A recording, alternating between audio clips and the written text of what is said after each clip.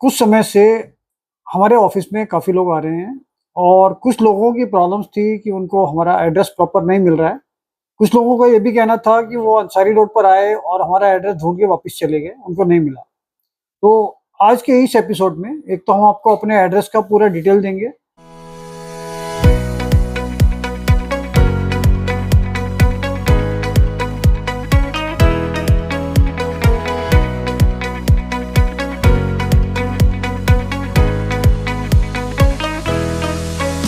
दोस्तों नमस्कार, royal arts and numismatic gallery रंग के यूट्यूब चैनल पर आपका स्वागत है। दोस्तों कुछ समय से हमारे ऑफिस में काफ़ी लोग आ रहे हैं और कुछ लोगों की प्रॉब्लम्स थी कि उनको हमारा एड्रेस प्रॉपर नहीं मिल रहा है। कुछ लोगों का ये भी कहना था कि वो अंसारी रोड पर आए और हमारा एड्रेस ढूँढ के वापस चले गए, उनको नहीं मिला। तो आज के इस एपिसोड में एक तो हम आपको अपने एड्रेस का पूरा डिटेल देंगे कि किस-किस तरीके से आपको हमारे तक पहुँचना है। दूसरा कुछ चीज़ें ऐसी थी जो हमने पिछले एपिसोड्स में आपको बताया था कि कोई भी अगर मान लो अपना सामान हमारे रंग ऑफिस पर बेचने के लिए आ रहा है, तो वो बहुत चीज़ें ना लाए, जिसके लिए हमने बार-बार यूट्यूब पर मना किया है। लेकिन उसके बावजूद भी आज सुबह भी कुछ लोग आए थे, जो दिल्ली से बाहर के थे। एक तो गुवाहाटी से आए थे, तो बहुत सारे ₹1 के चवन्नी-अठन्नी स्टील की करीब-करीब 8 से 10 किलो वो ले आए थे और उनका कहना था कि भई ये सारी चीज़ें बहुत वैल्यूएबल हैं। मैंने उनको बताया कि भई हमने ये चीज़ों के लिए मना किया हुआ है। हम कोई भी कॉइन जो स्टील में है, जैसे सब लोगों का एक कन्फ्यूज़न है कि 92 से लेके 2004 तक के जो कॉइन है वो महँगे हैं, गेहूँ की बाली वाले। जबकि उसमें कोई भी रेयरिटी नहीं है, स्केयर भी नहीं है, सिर्फ़ एक 1992 कुछ डिमांड में है क्योंकि वो कम बना है। इसके साथ-साथ 1995 भी कुछ थोड़ा कम बना है, लेकिन पिछले 4-5 महीने में हमने उसके 4-4 5-5 हज़ार कॉइन ले लिए हैं। तो उसका इतना स्टॉक हो गया है कि हम वो भी नहीं ले रहे हैं।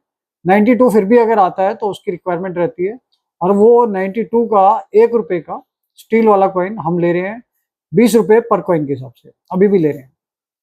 और स्टील वाले कॉइन्स में हम 2004 का क्रॉस और 2004 6 का क्रॉस, ये 2 कॉइन ले रहे हैं। 2005 में हम क्रॉस नहीं ले रहे हैं अभी। इसके साथ-साथ 50 पैसे में कुछ गिनी-चुनी डेट्स हैं, जो हमने आपको पिछले एपिसोड्स में बताई हैं। वो भी हम वही ले रहे हैं जो उसमें रेयर और स्केयर है। कॉमन हम स्टील का मटेरियल नहीं ले रहे हैं। इसके साथ-साथ इसमें जो ₹1 कॉपर निकल आता है, ये भी कॉइन सर्कुलेशन में बहुत बड़ी क्वांटिटी में है और वो भी 10-10, 20-20 किलो इस तरीके से इतनी क्वांटिटी आती है कि वो पॉसिबल नहीं है कि हम सारा खरीद पाएँ।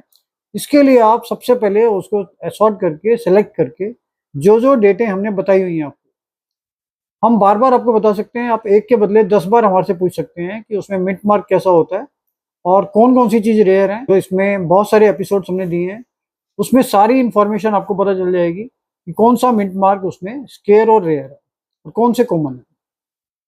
दूसरे किसी भी यूट्यूब चैनल पर अगर कुछ भी बताया जाता है, जैसे नॉर्मली बहुत सारे यूट्यूब चैनल पर 1985 एच मिंट मार्क की बहुत ज़्यादा डिमांड बताते हैं, जबकि मेरे हिसाब से वो सबसे कॉमन कॉइन है। 1985 की डेट ही सबसे कॉमन है क्योंकि इंडिया में 25 पैसे, 50 पैसे, ₹1 ये तीनों कॉइन फॉरेन से बन के आए थे और इतनी बड़ी क्वांटिटी में बन के आए थे कि वो सब जगह अवेलेबल है और बहुत बड़ी क्वांटिटी में अवेलेबल है। वो कॉमन में भी सबसे कॉमन है। इसके साथ-साथ कमेमोरेटिव कॉइन में राजीव गांधी, 1989 नेहरू, इसमें सिर्फ नोएडा की वैल्यू है और राजीव गांधी वाला बहुत कॉमन कॉइन है, तो ये कॉइन भी कम निकलते हैं। इनको हम लेना कम प्रेफ़र करते हैं। तो दोस्तों ऐसी बहुत सारी चीज़ें हैं जो हमने आपको बताया कि हम अपने ऑफ़िस में ले रहे हैं।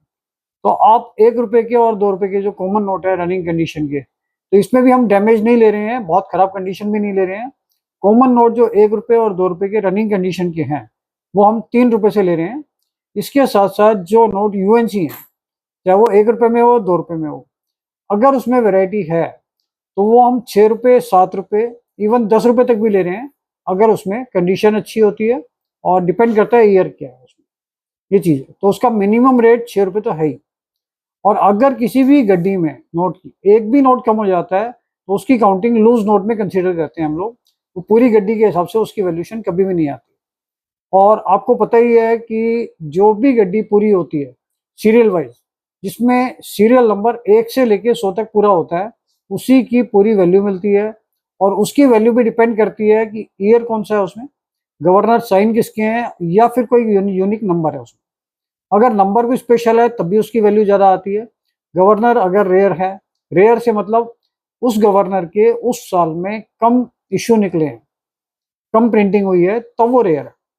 नहीं तो एक ही गवर्नर अगर आप सोचते हैं, जैसे एस भूतलिंगम 1964 में, 65 में, 66 में आया था, 3 साल वो नोट बने थे 1 रुपए में। लेकिन सिर्फ 64 ही रेयर है क्योंकि वो बहुत कम नोट बने थे। 65 और 66 में उतनी रेयरिटी नहीं है और डिफरेंस भी बहुत बड़ा है। जैसे 64 का 1 रुपए का अगर पूरा पैकेट है आपके पास, तो उसकी वैल्यू 12 से 15 लाख रुपए चल रही है। और 65 और 66, 65 का 10 से 12 हजार 15 हजार की वैल्यू है, और 66 का जो पैकेट है वो 4 हजार से 5 हजार रुपए की वैल्यू है। तो इतना बड़ा वेरिएशन एक ही गवर्नर के एक ही रुपए के नोट में, सिर्फ ईयर वाइज नहीं है, एक ही गवर्नर है। लेकिन 64 की वैल्यू सबसे ज्यादा है क्योंकि वो सबसे कम बना है। 65 पूरे साल बना था, 66 भी पूरे साल बना था, इसलिए उनकी वैल्यू कम है। तो आपको हर चीज सोच समझ के लानी है। जैसे आज भी हमारे पास वो आए थे, तो 1989 की 25 पैसे, उन्होंने कहा जी ये सारे 250 पीस हैं और ये सब हैदराबाद है। जबकि ये पॉसिबल ही नहीं है, क्योंकि अगर हैदराबाद मिंट का कोई कॉइन निकलता है तो वो कॉइन कम निकलता है। 5,000 पीस में से अगर एक भी निकल जाता है तो वो रेयर है, इसीलिए रेयर है। तो ऐसा भी नहीं है कि आप बहुत सारी चीजें इकट्ठी करके लाएं, मिंट की आपको नॉलेज नहीं है और हमारे लिए पॉसिबल नहीं है हम उसमें से रेयर मिंट छांट पाए। दूसरी चीज, कुछ लोग मेरे से कहते हैं कि हैदराबाद मिंट ही सबसे रेयर है, तो ऐसा बिल्कुल भी नहीं है। हैदराबाद मिंट से बहुत सारे सिक्के बने हैं, बॉम्बे के भी बने हैं, नोएडा भी बने हैं, कलकत्ता भी बने हैं। कुछ कॉइन नोएडा के बहुत रेयर हैं, कुछ हैदराबाद के रेयर हैं, कुछ बॉम्बे के रेयर हैं, कुछ कलकत्ता के रेयर हैं। रेयरिटी का मिंट से कोई वो नहीं है कि भाई पर्टिकुलर किसी मिंट में बना है इसलिए रेयर है।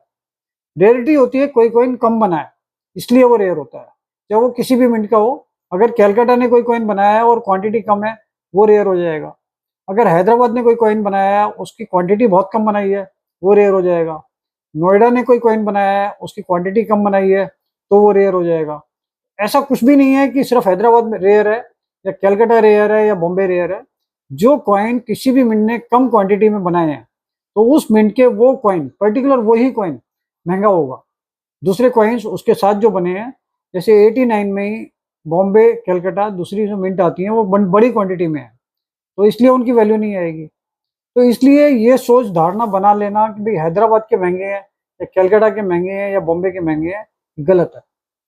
दोस्तों एक चीज मैं और कहना चाहता हूँ कि जो भी आप कलेक्शन कर रहे हैं, उस कलेक्शन को बढ़ाने के लिए अगर कोई भी चीज आप खरीदते हो तो उसको सिस्टमेटिक कलेक्शन करना ही एक कलेक्शन है।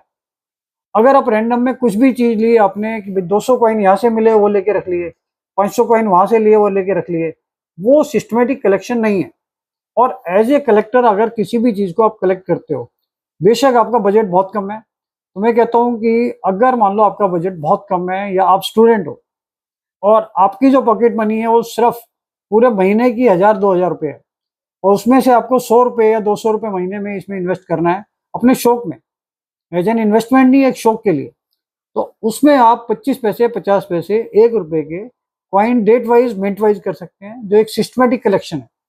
और उसी में आप स्पेशलाइजेशन कर सकते हैं कि भाई उसकी कैलीग्राफी क्या है और उसमें कौन कौन सी चीजें ऐसी हैं जो उसमें वेरिएशन क्रिएट करती हैं।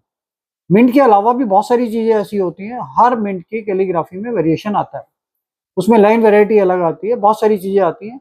ये टॉपिक एक स्पेशलाइजेशन का है। तो अगर आप स्टूडेंट हो और अगर मान लो आप आईएएस की तैयारी कर रहे हो या न्यूमेरिक्स आपका एक सब्जेक्ट मिलता है, तो भी एक अपने आप में एक बहुत ग्रो होने वाली फील्ड है। इसके लिए गवर्नमेंट ने भी इन्वॉल्वमेंट की है और ये न्यूमेरिक्स जो है एज ए सब्जेक्ट स्कूलों में आ रहा है, और अभी नेशनल म्यूजियम में इसकी मास्टर्स डिग्री शुरू हुई है, जिसमें ये मास्टर्स करवा रहे हैं न्यूमेरिक्स में। तो दोस्तों ये न्यूमेरिक्स फील्ड जो है गवर्नमेंट की तरफ से अभी इसमें इनिशिएटिव लिया जा रहा है और इसके लिए डिपार्टमेंट बन रहे हैं कि न्यूमेरिक्स में क्या क्या चीज़ें आती हैं और उसका कलेक्शन किस तरीके से होता है, उसकी नॉलेज कैसे आगे बढ़ती है। जब कुछ लोग इसमें से ग्रेजुएट्स, पोस्ट ग्रेजुएट, मास्टर्स इसमें से बाहर निकलेंगे, तो वो हमारी लाइन में जो लोग कलेक्शन कर रहे हैं उनकी भी ज़्यादा हेल्प कर पाएंगे, क्योंकि एक सिस्टमेटिक स्टडी होगी। अभी जो बुक्स आ रही हैं वो सारी बुक्स अपने हिसाब से मार्केट की वैल्यूएशन का आइडिया देते हैं, लेकिन अभी सबसे ज़्यादा क्या है कि जो भी चीज़ें चल रही हैं वो रिपब्लिक इंडिया और ब्रिटिश इंडिया में चल रही हैं। ज़्यादातर नॉलेज लोगों को इसी में है। अभी आज बात 12 तारीख है, 12 तारीख को ही आज Indira Gandhi centre of arts IGNCA IGNCA में एक बुक रिलीज हो रही है। हमारे एक बहुत बड़े कलेक्टर हैं, वो एक बुक रिलीज कर रहे हैं आज के दिन। वो बुक निकल रही है और आज 12 तारीख को उसका वॉल्यूम 2 और सेकेंड और थर्ड शायद इसमें से कोई निकल रहा है, रिलीज हो रहा है। तो ऐसी बहुत सारी चीजें हैं जो अब तक इन्फॉर्मेशन नहीं पहुंचती। तो मुगल में एंशियंट में बहुत सारे कलेक्टर हैं और बहुत सारे लोगों में इन्वॉल्वमेंट है। तो ये सब चीज़ों में इंटरेस्ट लेकर अगर आप करना चाहते हैं तो ये बहुत अच्छा मौका है, क्योंकि अभी कलेक्टर कम हैं और आइटम्स जो अवेलेबल हैं, कॉमन आइटम्स आपको इजीली मिल जाते हैं। वो आपको किसी भी वेबसाइट से, हमारी वेबसाइट से भी सारे एंशियंट में, मुगल में, स्टेट में ये कॉइन्स आपको मिल सकते हैं और बहुत ही रीजनेबल प्राइस में मिल सकते हैं। जो आने वाले समय में अगर ज़्यादा कलेक्टर्स बन जाएंगे तो ये चीज़ें अवेलेबल नहीं होंगी। क्यों? क्योंकि बहुत सारे लोग अगर इस लाइन में इंटरेस्ट लेंगे तो ये इतनी बड़ी क्वांटिटी नहीं है। मान लो किसी पर्टिकुलर कॉइन की क्वांटिटी 5,000 से 10,000 है और एज एन इंडियन पॉपुलेशन के हिसाब से अगर उसमें 50,000 लोग इंटरेस्ट शो करते हैं और 10,000 की क्वांटिटी है, तो अभी तो कलेक्टर कम है, तो रेट कम है। जैसे जैसे कलेक्टर्स बढ़ जाएंगे तो वही चीज़ें सब महंगी होनी शुरू हो जाएंगी।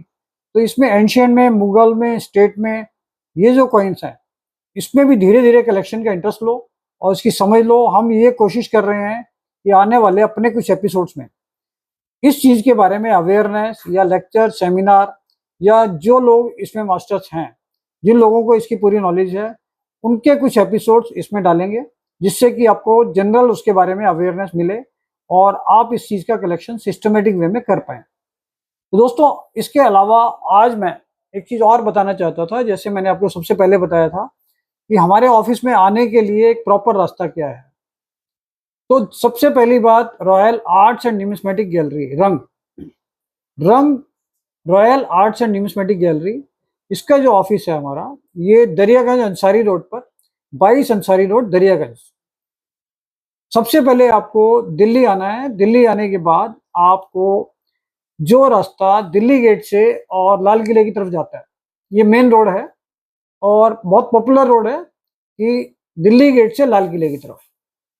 इस रास्ते पे गोलचर पिक्चर हॉल पड़ता है, जो वेल नोन है, सब लोग जानते हैं गोलचा पिक्चर हॉल।